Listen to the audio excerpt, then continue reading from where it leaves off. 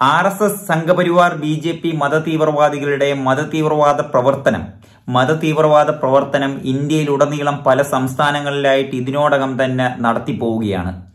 ഡൽഹിയിലും ഉത്തർപ്രദേശിലും ഹരിയാനയിലും രാജസ്ഥാനിലും ഗുജറാത്തിലും മധ്യപ്രദേശിലുമായിട്ട് ഇങ്ങനെ ഒരുപാട് വാർത്തകളാണ് ഈ 2024 തുടങ്ങുമ്പോൾ തന്നെ നമ്മൾ കേൾക്കാൻ സാധിച്ചത്.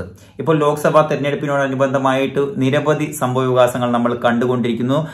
നമ്മുടെ തലസ്ഥാന നഗരിയായ ഡൽഹിയിലും ഇതിങ്ങനെ ആവർത്തിച്ചു കൊണ്ടിരിക്കുന്നു എന്നുള്ളതാണ് ശ്രദ്ധേയമായിട്ടുള്ള ഒരു കാര്യം. കഴിഞ്ഞ ദിവസം നമ്മൾ കേട്ട ഒരു വാർത്ത ജാർഖണ്ഡിൽ നിന്നാണ്.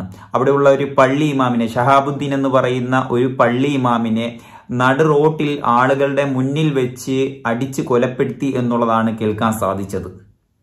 ഒരു പാവം യുവാവ്, ഒരു മനുഷ്യനെ, ആ മനുഷ്യന്റെ ജീവൻ അപഹരിക്കാൻ വേണ്ടി ഈ തീവ്രവാദികൾക്ക് ആരാണ് അനുമതി കൊടുത്തത് എന്നുള്ളത് വലിയ ഒരു ചോദ്യചിഹ്നമാണ്. ജാർഖണ്ഡിലാണ് ഇപ്പോൾ ഒടുക്കം വന്നു നിൽക്കുന്നത്. ഇവരുടെ തീവ്രവാദ പ്രവർത്തനം വന്നു നിൽക്കുന്നത് ഇപ്പോൾ ജാർഖണ്ഡിലാണ്. ദിനം പ്രതി ഓരോ വിഷയങ്ങൾ ഇങ്ങനെ കണ്ടു പോകുന്നുണ്ട്, കേട്ട് വരുന്നുണ്ട്. ഇതൊക്കെ ആരാണ് അവസാനിപ്പിക്കാൻ പോകുന്നത് എന്നൊന്നും ഒരു പിടുത്തവുമില്ല. ഈ വിഷയത്തിന് വഴിയൊരുക്കിയ കാരണം ഇതാണ്. ഷഹാബുദ്ദീൻ എന്ന് പറയുന്ന ഈ പള്ളി ഇമാമ് മദ്രസ കഴിഞ്ഞ് ബൈക്കിൽ സഞ്ചരിച്ചു വരവേ എതിരെ വന്ന ഒരു ഓട്ടോയിൽ സഞ്ചരിച്ചു വന്നിരുന്ന അനിതാ ദേവി എന്ന് പറയുന്ന യുവതിയും അവരുടെ ഭർത്താവായിട്ടുള്ള മഹേന്ദ്ര യാദവും അതുപോലെ തന്നെ ആ മഹേന്ദ്ര യാദവിന്റെ സഹോദരനായിട്ടുള്ള രാംദേവ് യാദവും എന്ന് പറയുന്ന ഒരു യുവാവും കൂടിയായിട്ട് അവർ ഇങ്ങനെ ആട്ടിൽ വരികയായിരുന്നു. ഈ രാംദേവ് യാദവും മഹേന്ദ്ര യാദവും അതുപോലെ തന്നെ മഹേന്ദ്ര യാദവിന്റെ ഭാര്യയായിട്ടുള്ള അനിതാ ദേവിയുമായിട്ട് ഇങ്ങനെ സഞ്ചരിച്ചു വരുന്ന വേളയിൽ ഷഹാബുദ്ദീന്റെ ബൈക്ക് ആട്ടോയിൽ തട്ടുകയും ആട്ടോയിൽ നിന്നും ആ യുവതി വീഴുകയും ചെറുതായിട്ടൊന്ന് കാല് മുറിയുകയും ചെയ്തു. അതിനെ ചൊല്ലിയുള്ള വാക്ക് തർക്കം പിന്നീട് ഒരു കയ്യേറ്റത്തിലും അതിനുശേഷം നിരവധി അവിടെ തൊട്ടടുത്തുണ്ടായിരുന്ന സംഘപരിവാർ RSS, ഞാൻ ഈ ആദ്യമേ പറഞ്ഞ പോലുള്ള പ്രവർത്തകർ, മതതീവ്രവാദികൾ കൂടുകയും തൊപ്പിയും താടിയും കണ്ട ഉടനെ ബാറ്റും കമ്പും വെച്ച് തലയ്ക്കും മറ്റ് അവയവ ഭാഗങ്ങളിലായിട്ട് മർദ്ദിക്കുകയും ചെയ്തു. പിന്നീട് തല പൊട്ടി മൂക്കിലൂടിയൊക്കെ ബ്ലഡ് വന്ന് കൂടുതലായിട്ട് ബ്ലഡ് പോയാണ് മരിച്ചത് എന്നാണ് കേൾക്കുന്നത്. അങ്ങനെ മർദ്ദനം തുടർന്നു കൊണ്ടിരിക്കുമ്പോൾ തന്നെ ഈ അനിതാ ദേവി എന്ന് പറയുന്ന യുവതി വിളിച്ചു പറയുന്നുണ്ട്, മർദ്ദിക്കാതിരിക്കൂ, അദ്ദേഹം ഒന്നും ചെയ്തില്ല, അദ്ദേഹത്തിന് വണ്ടി തട്ടിയതാണ് എന്നുള്ള കാര്യം പറഞ്ഞിട്ടും ആരും ഉൾക്കൊള്ളാതെ മർദ്ദനം തുടർന്നു.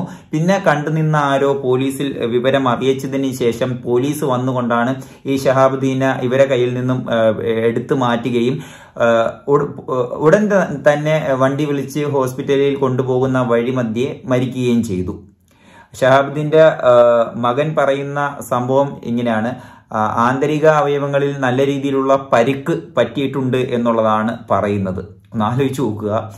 ആ വണ്ടി ഇടിച്ച് വീണതിന് ശേഷം അദ്ദേഹത്തിനെ മർദ്ദിച്ച് കൊലപ്പെടുത്തിയതിന് ശേഷം പോലീസ് വന്നതിന് ശേഷം പോലീസിന്റെ ഒരു നിഗമനം പുറത്ത് പറയുന്നത് കേട്ടു. പോലീസ് പറയുന്നത് ഇത് ഒരു ഒരു ആൾക്കൂട്ട കൊലപാതകമോ അങ്ങനെയൊന്നും നടന്നതല്ല, ആൾക്കാർ മർദ്ദിച്ച് കൊലപ്പെടുത്തിയതൊന്നുമല്ല, ഇത് അപകടത്തിൽ സംഭവിച്ചു പോയ, അപകടം ഉണ്ടായപ്പോൾ തറയിൽ വീണുണ്ടായ പരിക്കാണ് എന്നുള്ളതാണ് ഈ ഷഹാബുദ്ദീൻ എന്ന് പറയുന്ന ഈ പോലീസുകാർ പറയുന്നത്. ഷഹാബുദ്ദീൻ എന്ന് പറയുന്ന ഈ പള്ളിമാവ് മരിക്കുന്നതിന് കാരണം പറഞ്ഞിരിക്കുന്നത് അപകടത്തിൽ വന്നിട്ടുള്ള പരിക്ക് മൂലമാണ് മരിച്ചത് എന്നാണ് പറയുന്നത്. ആദ്യമേ ഞാൻ ഒരു കാര്യം പറഞ്ഞിരുന്നു, ബൈക്ക് തട്ടിയതിനു ശേഷം ഇവർ 3 പേരുമായിട്ട് തർക്കമുണ്ടായിരുന്നു. ഈ മഹേന്ദ്ര യാദവ് എന്ന് പറയുന്നവനും അവന്റെ സഹോദരനുമായിട്ട് ഈ പള്ളി ഇമാമുമായിട്ട് തർക്കം ഉന്നയിച്ചിരുന്നു. എന്തിനാടാ ഇങ്ങനെ വന്നത് എന്നുള്ള ആ ഒരു രീതിയിലുള്ള ടോക്ക് ഉണ്ടായി. പിന്നീടാണ് അത് മർദ്ദനത്തിലേക്ക് പോയത്.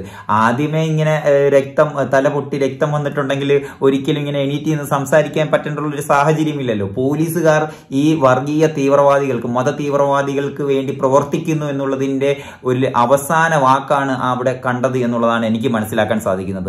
നമ്മുടെ രാജ്യത്ത് ഉടനീളമായിട്ട് പലയിടങ്ങളിൽ പല മേഖലകളിൽ ഇങ്ങനെ വർഗീയ തീവ്രവാദ പ്രവർത്തനം നടത്തുന്ന RSS സംഘപരിവാർ BJPക്കാർ ഇപ്പോഴും രാജ്യത്തുടനീളമായിട്ട് ഇതിനു വേണ്ടി മാത്രമായിട്ട് നടക്കുന്നു എന്നുള്ളത് ശ്രദ്ധേയമായ ഒരു കാര്യമാണ്.